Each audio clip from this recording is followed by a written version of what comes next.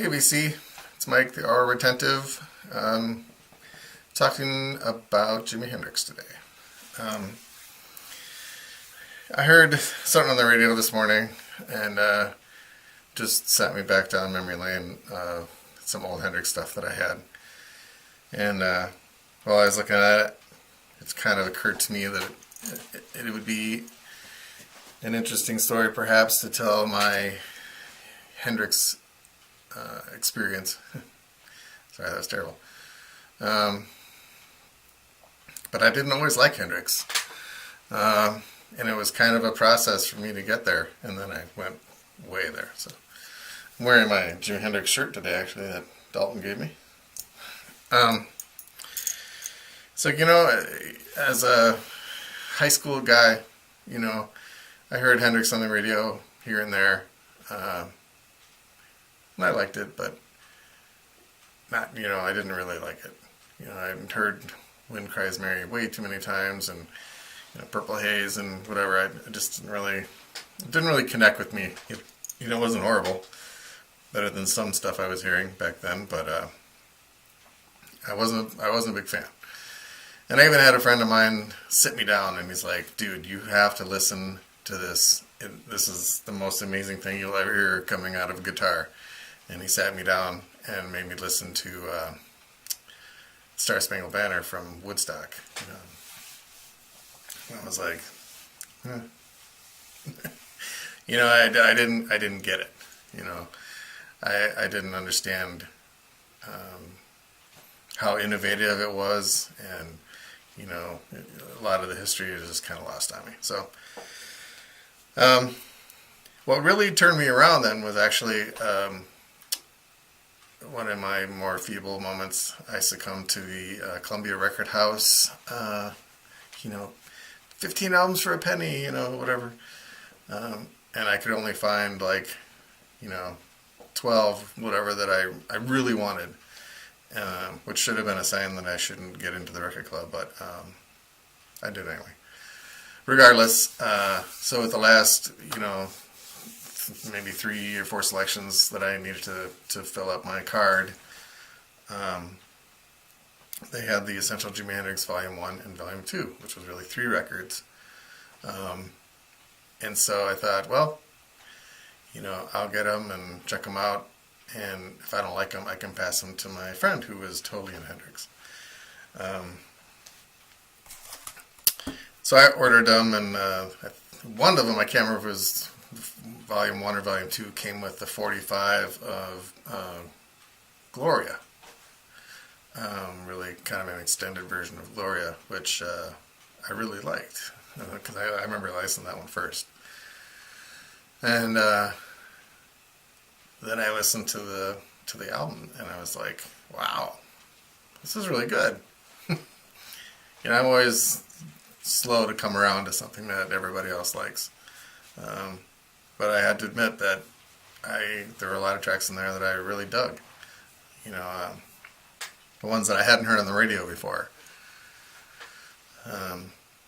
So yeah, it really kind of opened my ears to Hendrix. And so as I went along, back then I didn't have a lot of money for vinyl on my own.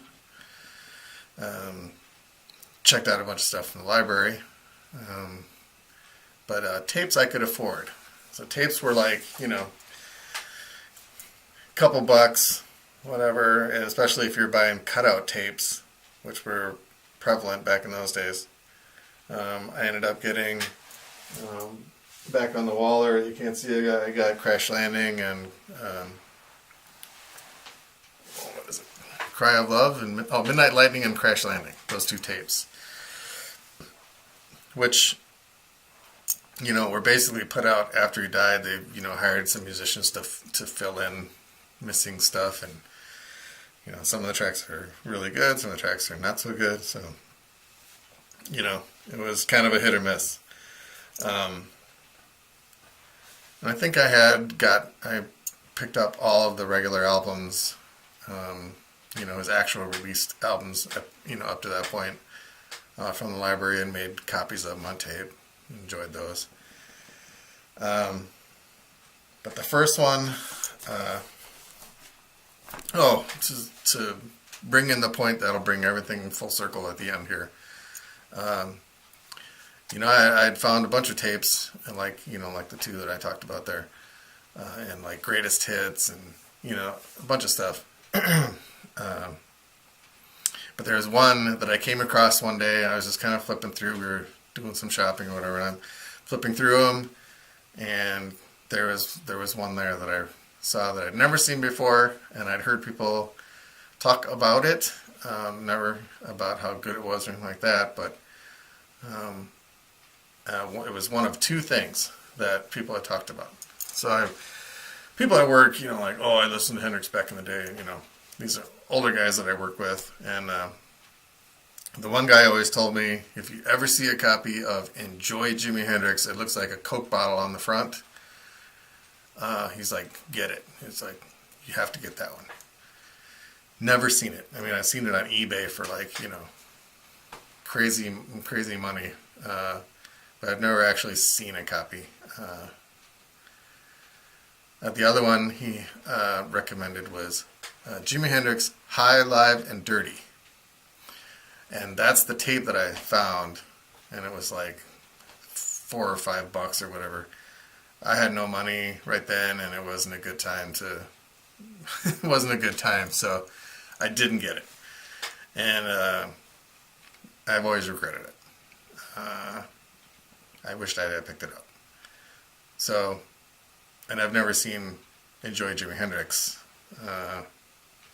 in the wild for less than 50 online for less than 50. So those are the two. So the first Hendrix album I actually purchased was this one, vinyl, I should say. I picked this up, I believe, at a record store in Sun Prairie that's no longer there, called Looking Glass Records.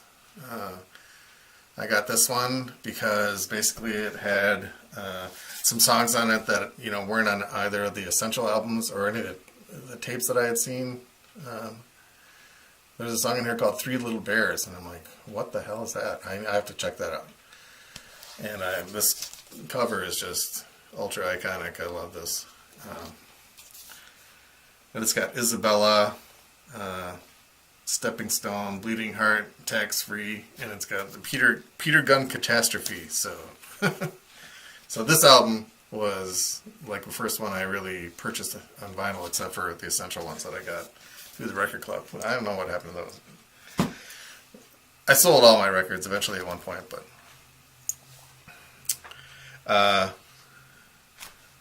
so I also purchased, and this is where I learned, just because they're Hendrix songs with names that you don't recognize doesn't mean they're going to be anything worth listening to. Because it was also during this time where I picked up albums that had weird names like Happy Birthday and a picture of Hendrix, and then just like no information on the back, just a list of the songs, and I'm like, ooh, maybe it's a bootleg or whatever. I didn't really know about bootlegs back then. And I get it home, and it's like tracks, throwaway tracks of like Hendrix doing rehearsals with the Isley Brothers or whatever. I mean, they're not great at all. I mean, it is Hendrix, but it's no Hendrix that you want to listen to on a consistent basis anyway. Then came the days of Napster and, live shows of Hendrix, of course, are everywhere. I did a lot of bootleg tape trading, so I, got a crap ton of Hendrix concerts, which are all probably now available, for a 10-second download where I took like weeks to mail things back and forth, and it was, the whole tape trading world just sort of swallowed a few years of my life. But at one point I picked up from the Madison Public Library a copy of Jimi Hendrix in the West.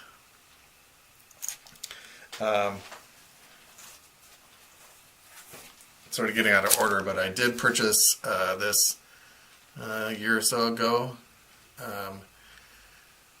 And this is, I believe this is out of print. And I did not notice the price. It says on the sticker, as is. Yeah, it's it's not great.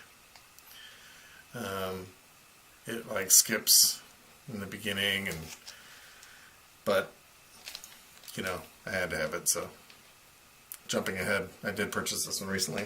I mean, like recently meaning like in the last 3 years. But this album, believe it or not, is probably my favorite Hendrix album of all time. It just really blew my mind back in the day. I mean, these are not probably his most fantastic songs, but whatever, this the ambiance, maybe the time. I even recorded it on one of my precious reel-to-reel tapes. The one I got from the library, which is actually was better quality than the one I bought, but what are you going to do? Yeah, I purchased so I recorded it in 1988 apparently, and I just made my own cards to put them in here. On the flip side of Jimi Hendrix in the West, Jane's Addiction, Ritual de lo Habitual. So this is a precious tape. And I recorded it at like this super crazy speed, so that's, you know, high quality. So I only have 3 reel-to-reel tapes left, actually. This one, another one that's got a Naked City album on it, John Zorn's Naked City, and then one that's a Hendrix birthday show. So, fast forwarding then, when I met Dalton, he was as into Jimi Hendrix as I was, which was nice. And he had some really weird things to show, which, you know, I got his records when he passed, so I'll show those quickly. You know, Historia de la Musica Rock, Jimi Hendrix. I've never actually played this one, but I don't know what, he put these stickers, number stickers on. I'm not really sure what they mean, but whatever, because this one says 10, and so does this one, so I don't know what his numbering system was, but Jimi Hendrix, Strange Things, Jimi Hendrix Kaleidoscope, Jimi Hendrix Live. I have listened to this one, it's pretty good. So, you know, so we'd sit around and play these records. But this one, really quickly, if you see this one out there, it's worth the money for just one song in here, which is side 1's track 2, Blue Suede Shoes. Now this starts off with Jimmy like monkeying around and starting to play, and then he doesn't like the way the drums sound, so he directs him on how to play it, and is classic. So, and you know, I have Cry of Love, Electric Ladyland, Hendrix Concerts, Rainbow Bridge, and Kiss the Sky. As well as,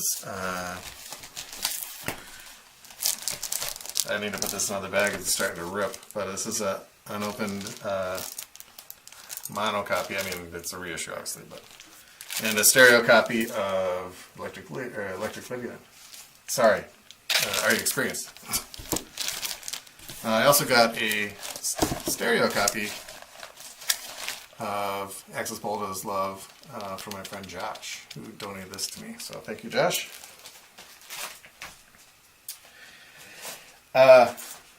So then recently, like, you know, in the past couple years, I purchased the War Heroes, not War Heroes, In the West that I showed. I picked up Band of Gypsies. and soundtrack recording from the film Jimi Hendrix, which I had this on tape a long time ago and loved it. Of course, the Star Spangled Banner is on here again.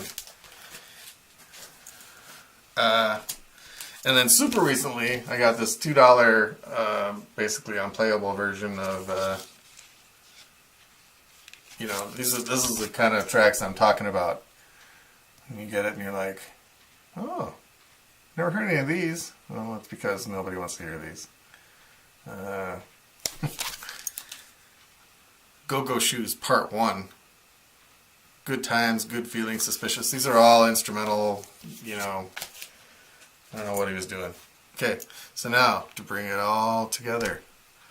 It was about a year or two ago, I purchased what I thought was going to be a holy grail moment. So I'm flipping through the records at Half Price Books, and I came across Jimi Hendrix, High, Live, and Dirty. And it's on red vinyl. I was like, oh my god. I was like just flabbergasted in the store. And so I scooped it up and I ran to the checkout and I brought it home, and this is horrible.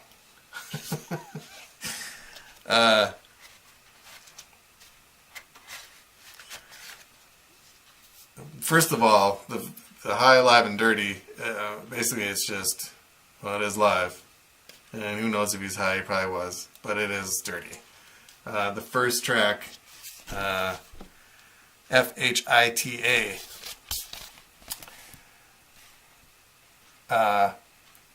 is pretty offensive. And something that you will only listen to once. And notwithstanding that, the other tracks, No, In the Morning, Jimmy's Blues, and People's, are not great. So, the description here. Oh, okay, so FHITA basically has Jim Morrison just drunkenly yelling out obscenities while Jimmy plays guitar, and not fabulously, I might add. So this is basically a collector's item only. I cannot recommend this to anyone. In fact, I struggle every time I flip past this. Why, I'm never going to listen to this again, ever. So I probably should get rid of it. But for whatever reason, Hendrix, I don't know, I can't yet. But circumstances being right, this will probably be the first Hendrix album I get rid of. So be warned. If you're a, rabid collector of Hendrix and you have, everything that he belched on a record and you've purchased it, then you'll want this one. If you want to listen to Hendrix and you want to hear good music, live music, and you're not sure where to start, this one's going to be your last purchase ever. Despite the fact that it's on, red vinyl, which I find amazingly cool, it's really just terrible. And I'm not even going to tell you how much I paid for this because it's ridiculous. Under 20. But nonetheless, it's stay away from this one. So, if you want to get a sort of off the beaten path Hendrix album, of course, where'd it go? In the West is Fantastic Live. and War Heroes is an interesting look at some other things that he did. Probably a couple of tracks that didn't get on an album, and some that were just goofy throwaways that they piled together and made this album. But either one of these, I like. I really dig these. So, anyway, that's my Hendrix history. There's all kinds of, recent Hendrix releases where they repackage stuff, and, you could spend a week just downloading available Hendrix Live stuff on the internet. But there's just no beating the original albums, Are You Experienced? Axis Bold as Love, Electric Ladyland. I mean, those three, you can't go wrong with those. Anything else is just gravy. Yeah. So, yeah, I've got Hendrix all over the place in here. There's the $2 as-is record that I purchased. It's a Hendrix compilation that Dalton made for me up there. The giant Hendrix poster right by the record player, of course. It's more as a magazine cutout. Poster. Here's my my Cry of Love and Midnight Lightning. Sorry, Crash Landing and Midnight Lightning. I always get those mixed up. Another Hendrix up there. So yeah, Hendrix is all over the place. And there's where I got most of them. There's my buddy Dalton. There and there and there. There. So thank you, Dalton, for the Hendrix. Thank you, Hendrix, for the music. And thank you, Vinyl community, for watching. Talk to you later.